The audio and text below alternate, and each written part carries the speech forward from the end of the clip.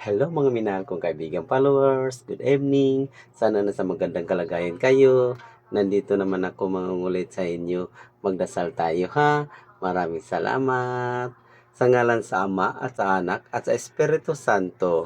Amen. Ama naming makapangyarihan sa lahat, huwag mo kaming pababayaan sa araw at gabi, sa mga oras at sa mga minuto dahil sa aming hanap buhay. Ang mga gawain namin sa bawat isa, hindi namin alam kung kakayanin ba namin. Kaya nga Panginoon, bigyan mo po kaming lahat ng malakas at tibay ng katawan para makayanan namin ang mga gawain.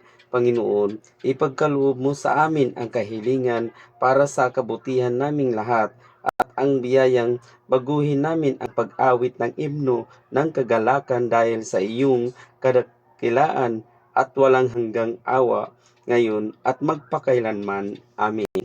Sa ngalan sa Ama at sa Anak at sa Espiritu Santo.